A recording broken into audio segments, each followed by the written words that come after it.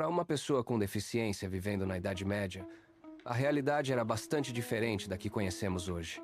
Não existiam muitas instituições ou sistemas organizados de apoio, então a maioria dessas pessoas permanecia dentro de suas próprias comunidades, dependendo de familiares, vizinhos ou amigos para sobreviver. Além disso, a forma como a sociedade medieval enxergava essas condições era muito distinta. Não havia um termo amplo equivalente ao que hoje chamamos de deficiência. Em vez disso, as pessoas eram classificadas de acordo com suas limitações específicas. Cegos, surdos, mudos, coxos, leprosos, considerados tolos ou lunáticos. Mas o que acontecia quando alguém não podia contar com o apoio da comunidade? Qual era o destino dessas pessoas? Para entender isso, é preciso mergulhar na mentalidade da época. No início da Idade Média, marcado por altos níveis de pobreza, a visão religiosa predominante associava o sofrimento físico e as limitações corporais ao pecado. Para muitos, essas condições eram vistas como consequência de falhas espirituais. Isso dificultava o surgimento de empatia genuína, já que ajudar os necessitados era muitas vezes encarado mais como um dever religioso, uma forma de garantir a própria salvação do que um ato de compaixão pelo outro. Essa mentalidade ficou ainda mais evidente com decisões importantes da Igreja. Um dos principais marcos foi a padronização da confissão, que reforçava a ideia de que a saúde espiritual vinha antes da física. Em outras palavras, antes de tratar o corpo, era necessário curar a alma.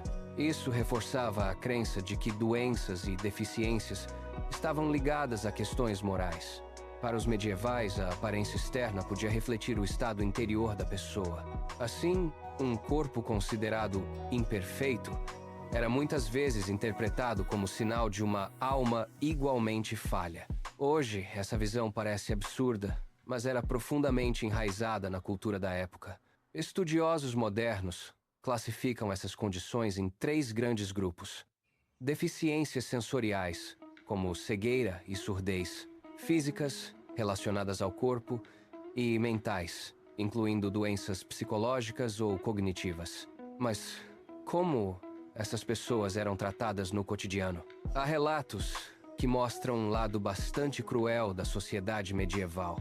Em certos casos, pessoas com deficiência eram transformadas em forma de entretenimento público. Um exemplo descreve um evento em que indivíduos cegos eram colocados em um espaço fechado junto com um animal e, incentivados a lutar contra ele e sem enxergar, acabavam ferindo uns aos outros para a diversão da multidão. Esse tipo de espetáculo era anunciado previamente para atrair público, o que revela o quanto a humilhação dessas pessoas podia ser normalizada. Esse tipo de comportamento não era isolado. Em algumas regiões, a deficiência também era usada como forma de punição. Cegar um inimigo, por exemplo, era uma prática conhecida após certos conflitos. Ao mesmo tempo, de forma contraditória, surgiam instituições voltadas justamente para cuidar dessas mesmas pessoas. Com o passar do tempo, começou a ocorrer uma mudança gradual na forma de pensar. Um ponto importante nessa transformação veio com movimentos religiosos que enfatizavam a compaixão. A ideia de ajudar os necessitados passou a ser vista como parte essencial da vida espiritual. Monges e freiras começaram a oferecer abrigo, alimento e cuidados para doentes, pobres e peregrinos. Mosteiros e instituições religiosas passaram a acolher pessoas em situação vulnerável. Inicialmente, muitos desses locais ofereciam abrigo temporário, mas com o tempo alguns passaram a cuidar dos doentes por períodos mais longos, até sua recuperação ou morte.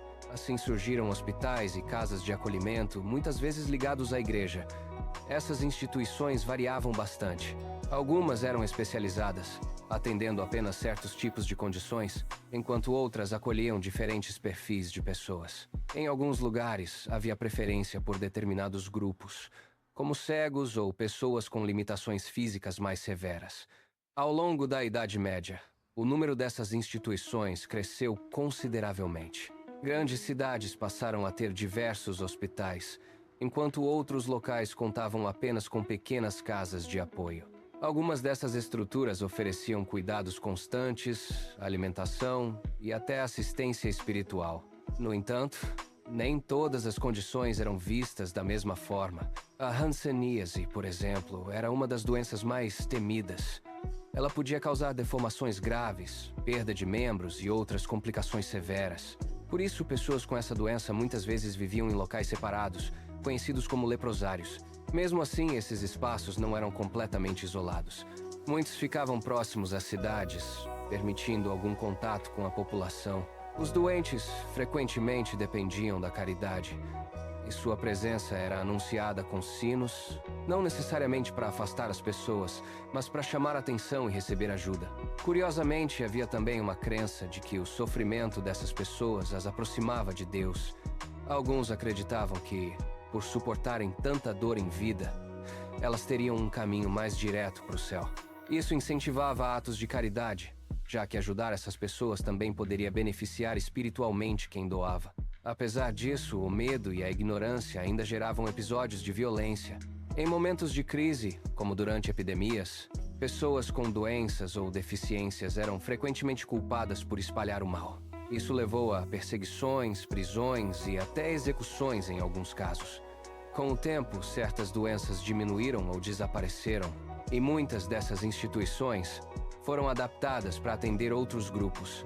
Algumas se tornaram abrigos para pobres, idosos e pessoas incapazes de trabalhar. Interessante notar que, em alguns contextos, ter uma deficiência podia até oferecer uma pequena vantagem.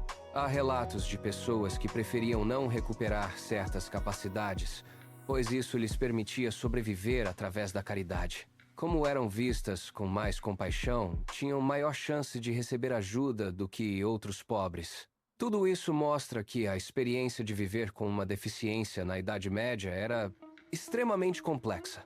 Entre preconceito, religião, caridade e sobrevivência, essas pessoas navegavam um mundo cheio de desafios, mas também de contradições.